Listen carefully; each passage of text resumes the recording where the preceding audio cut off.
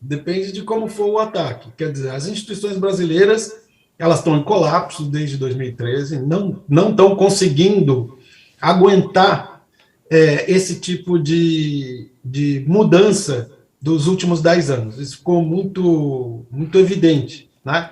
Ou seja, no fundo, a gente não teve democracia o suficiente, um tempo de democracia o suficiente para construir instituições para lidar com um risco como esse risco do governo Bolsonaro. No fundo é isso, a gente não se preparou para isso, porque a gente nem teve tanto tempo assim, né? Nós tivemos aí 33 anos de democracia até a eleição do Bolsonaro.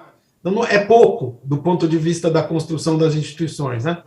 Então, as instituições, de fato, não estão segurando. Nos Estados Unidos, a primeira coisa que as Forças Armadas disseram é: nós não apoiamos um golpe. Né? Aqui nós não tivemos essa manifestação explícita, pelo contrário. O ministro da Defesa ataca as urnas o tempo todo. Né? Então, essa já é um primeiro sinal muito preocupante. Nos Estados Unidos, você teve responsabilização das pessoas que invadiram, tá certo? Aqui nós temos alguma responsabilização por atos antidemocráticos, mas nenhuma responsabilização de agentes políticos. Então, é como se você estivesse dizendo assim: olha, você pode destruir a democracia quanto você quiser, que não vai ter consequência. Mas, Marcos, o Daniel Silveira, o Supremo agiu em relação a ele, né?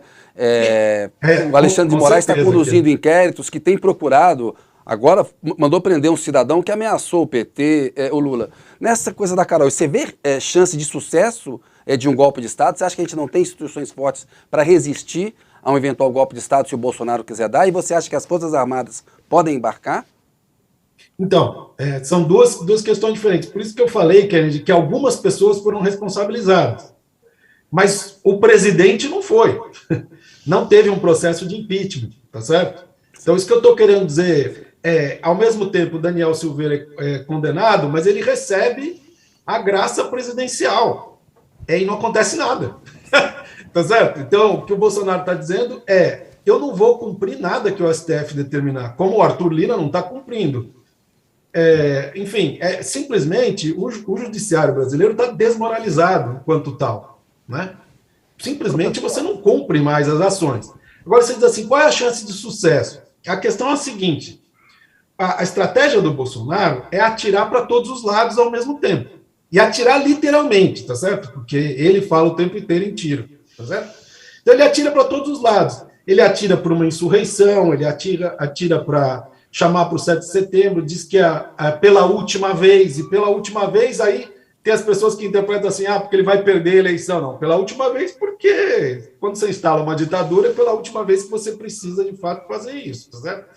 Então, ele vai atirando para todo lado e vê o que dá certo.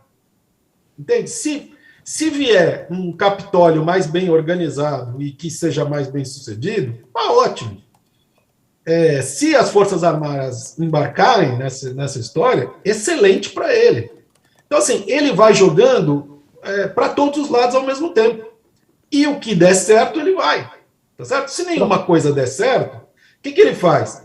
Tá bom, eu espero 2026, vou colher o que eu plantei, porque ele plantou 4 anos de destruição, vai ser muito difícil um governo reconstruir esse país em 4 anos, ele fica lá em 2026 esperando. Assim como o Trump também está esperando nos Estados Unidos, tá certo?